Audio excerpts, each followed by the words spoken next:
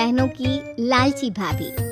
करिश्मा, रेशमा और मनीषा 3 बहनें हैं। उनका एक भाई भी है, मयंक। मयंक अपनी बहनों को बहुत प्यार करता है, लेकिन मयंक की पत्नी सविता इस मामले में मयंक से बिल्कुल ही अलग है। वो अपनी ननदों का जितना बुरा कर सकती है उतना बुरा करती ही रहती है और अपनी ननदों पर हुक्म भी चलाती है। करिश्मा, करिश्मा, तुमने अभी तक नाश्ता नहीं बनाया? तुम्हारे भैया को ऑफिस जाने में देर हो रही है। हाँ भाभी, बस अभी बनाती हूँ। करिश्मा, तुम ये ढीलापन छोड़ दो। कल को पराये घर जाना है। वहाँ अगर तुम इस तरह से काम करोगी तो लोग क्या कहेंगे कि माँ ने और भाभी ने कुछ सिखाया नहीं। और तुम्हारी दोनों बहनें कहाँ हैं? रेशमा मार्केट गई है और मनीषा सो रही है। क्या? सुबह के 8 बज रहे हैं और ये महारानी अभी भी सो रही है? ये कहते हुए सविता अपनी सास दुर्गा देवी के पास जाती है। माँ जी, देख रही हो अपनी बेटियों के तौर तरीके?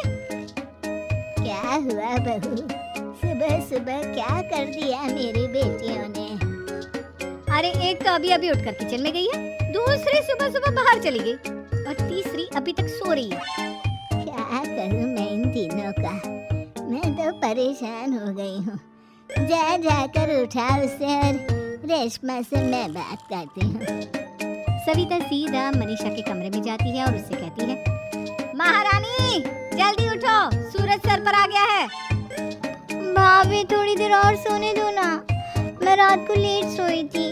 तो क्या ना यूनिट टेस्ट चल रहे हैं। शराफत से उठती है या नहीं, या फिर पानी की भरी बाल्टी डालूं तेरे ऊपर? नहीं भाभी, मुझे बिस्तर में नहीं नहाना, उठती हूँ मैं।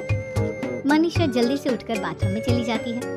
सभी आराम से बैठकर नाश्ता कर रहे होते कि तभी रेशमा बाजार से हाथ में सामान लिए आ जाती है। रेशमा को देखते ही सविता उस पर बरस पड़ती है। लो, आ गई महारानी। ऐसा भी क्या सामान लाना था जो सुबह आंख मलते ही बाजार की तरफ रवाना हो गई? भाभी, कल आप ही तो चीख रही थी कि घर का सारा सामान मुझे ही लाना पड़ता है, घर में किसी को भी किसी काम से कोई लेना देना नहीं है। अब मैं बाजार जाकर सामान ले आई तो आपको इस बात से भी तकलीफ हो रही है? देख रही हो माँ जी, अपनी बेटी की जुबान कैंची से भी तेज चलती है। और मयंक, आप तो कुछ कहेंगे नहीं अपनी लाडली बहन को? रेशमा, अपनी भाभी से ऐसे बात नहीं करते। चलो माफी मांगो। भैया, मैं क्यों माफी मांगू?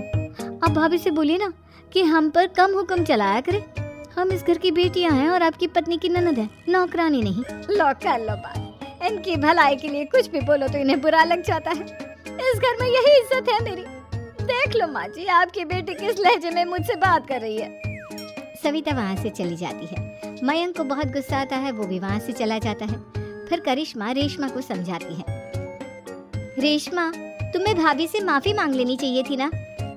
लेकिन दीदी, मैंने कुछ किया ही नहीं, तो मैं माफी क्यों मांगू? हाँ करिश्मा दीदी, रेशमा दीदी जैसे ही घर में आई भाभी ही उन पर चिल्ला रही थी। हाँ, मैं मानती हूँ कि गलती भाभी की थी।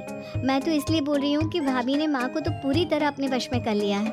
वो हमारी बात सुनती ही नहीं। मयंक भैया हमारे लिए हमेशा खड़े रहते हैं, इसलिए उनकी बात का मान तो तुम्हें रखना चाहिए था ना। कोई फायदा नहीं दीदी, कुछ दिनों की बात और है, भाभी उन्हें भी हमारे खिलाफ भड़का देंगी। फिर वो भी माँ की तरह हमारी किसी बात का विश्वास नहीं करेंगे। इसी तरह सविता अपनी तीनों ननदों को किसी न किसी बात पर परेशान करती रहती थी। एक दिन मयंक अपनी तीनों बहनों के लिए गिफ्ट लाया। करिश्मा, ये तुम्हारे लिए हार का सेट। रेशमा, तुम्हारे लिए सुंदर सी ड्रेस। और मनीषा, तुम्हें किताबें पसंद है ना, तुम्हारे लिए किताबें लाया हूँ। थैंक यू भैया। थैंक यू भैया। थैंक यू भैया। करिश्मा, तुम्हारा नेकलेस कितना सुंदर है, ये भैया कहाँ से ले आए होंगे? मैंने भैया को 3 दिन पहले फोन पर ये डिजाइन दिखाया था और आज भैया ये ले आए। सविता तो अपनी ननदों के गिफ्ट्स देखकर जल गई और करिश्मा का नेकलेस तो उसे भी बहुत पसंद आया था। अपनी बहनों के लिए कितना अच्छा नेकलेस लेकर आए हैं, मुझे कभी कोई गिफ्ट नहीं दिया। मैं आज ही ये हार चुरा लूं। रात में सविता करिश्मा का हार चुरा लेती है और इसी तरह उसे अपनी ननदों की जो भी चीज अच्छी लगती वो उसे मांगती नहीं, बल्कि रात के अंधेरे में चुरा लेती। इसी तरह दिन बीतते गए और सविता ने मयंक के दिल में भी उसकी बहनों के लिए नफरत पैदा कर दी। एक दिन मयंक ने करिश्मा और रेशमा के लिए रिश्ता देखा और ये बात उसने घर में सबको बताई। माँ, करिश्मा और रेशमा के लिए बहुत अच्छा रिश्ता आया है, वो लोग कल इन्हें देखने आ रहे हैं। आप और सविता मिलकर सारी तैयारी कर लेना। ये सुनकर करिश्मा और रेशमा खुश हो जाती हैं, लेकिन सविता सोचती है अगर इन दोनों बहनों की शादी हो गई तो घर और बाहर का काम कौन करेगा? मनीषा तो एक नंबर की कामचोर है, उससे तो किसी बात की उम्मीद लगाना ही बेकार है। मुझे इस शादी को रोकना होगा। अगले दिन सभी लड़के वालों के स्वागत की तैयारी करने में लगे होते हैं। तभी मयंक अपनी बहनों से आकर कहता है, तैयार हो गई तुम दोनों? देखो दोनों लड़के बहुत अच्छे हैं, मैं कोई कसर नहीं छोड़ना चाहता, इसलिए तुम उनके सामने अच्छे से बिहेव करना और अपनी भाभी से लड़ने मत लग जाना। करिश्मा, तुम वो नेकलेस पहन लो ना जो मैं तुम्हारे लिए लाया था।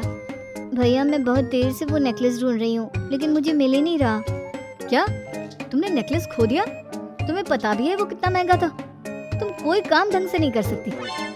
मयंक गुस्से में वहाँ से चला जाता है। थोड़ी देर बाद लड़के वाले भी आ जाते हैं। वो दोनों बहनों को पसंद कर लेते हैं और रिश्ता पक्का हो जाता है। लेकिन सविता के दिमाग में तो कुछ और ही खिचड़ी पक रही थी।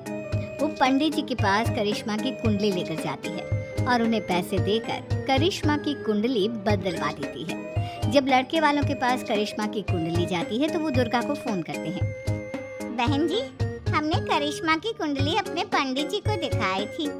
आपकी बेटी की कुंडली नहीं बल्कि दोषों का पिटारा है। देखिए, मैं और मेरे पति इन सब बातों में बहुत विश्वास करते हैं, इसलिए हम आपकी बेटी से अपने बेटे की शादी नहीं करा सकते। इस तरह करिश्मा का रिश्ता टूट जाता है और सभी घर वालों को बहुत दुख होता है। अब कविता सोचती है, चलो करिश्मा का तो रिश्ता टूट गया, अब रेशमा का भी रिश्ता तोड़ना है। क्या करूं? अब सविता आवाज बदलकर किसी अननोन नंबर से रेशमा के होने वाले ससुराल में फोन करती है। हेलो, मैं कौन हूँ कौन नहीं ये आपके लिए जानना जरूरी नहीं, बस इतना सुन लो कि रेशमा का 2 साल से किसी के साथ अफेयर चल रहा है। बस रेशमा का रिश्ता तोड़वाने के लिए सविता का इतना कहना काफी था। अब रेशमा का भी रिश्ता टूट गया। मयंक और दुर्गा देवी ने रेशमा को खूब खरी खोटी सुनाई और उससे बार बार उस लड़के के बारे में पूछने लगे। आप दोनों मुझे क्यों परेशान कर रहे हो? अरे कोई लड़का होगा मेरी लाइफ में तो मैं बताऊंगी ना, जब कोई है ही नहीं तो कहाँ से लाऊं मैं कोई लड़का? तो तेरे होने वाले ससुराल वालों को फोन किसने किया था? माँ, मैं नहीं जानती किसने फोन किया था, मैं सच कह रही हूँ। मैं तो पहले ही कह रही थी इसकी लगाम खींच कर रखो, लेकिन मेरी सुनता ही कौन है? आप चुप रहिए भाभी, ये सब आपका ही किया धरा है। अब तीनों बहनों को विश्वास हो जाता है कि ये सब उनकी भाभी ही कर रही है। तीनों बहनें अपनी भाभी को सबक सिखाने के लिए एक वकील कर लेती है और घर में हिस्सा मांगती। देखो भैया, माँ बाप की जायदाद में जितना बेटों का हक होता है उतना ही बेटियों का, इसलिए इस घर के 4 हिस्से होंगे और हमें अपना हिस्सा चाहिए। मैंने तुम्हारे लिए क्या क्या नहीं किया और तुम इस घर में हिस्सा मांग रही हो? भैया, आप और माँ हम बहनों की कोई बात नहीं सुनते हो और भाभी हमारी शादी नहीं होने देगी क्योंकि उन्हें लगता है कि आप हमारी शादी में ज्यादा पैसा लगाओगे और उन्हें हम जैसी फ्री की नौकरानी कहाँ मिलेगी। तो हम भाभी के साथ तो रह नहीं सकते, हम बहनों को अपना हिस्सा चाहिए। अरे तुम्हें शर्म आनी चाहिए अपनी भाभी पर ऐसा इल्जाम लगाते हुए।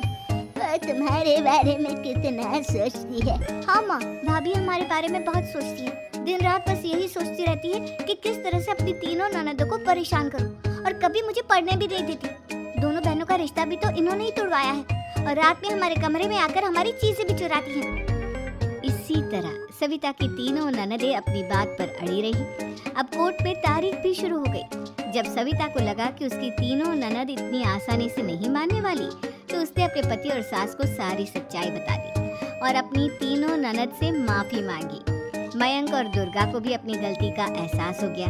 अब सविता खुद करिश्मा और रेशमा के लिए अच्छा रिश्ता ढूंढती है और उनकी शादी करवाती है।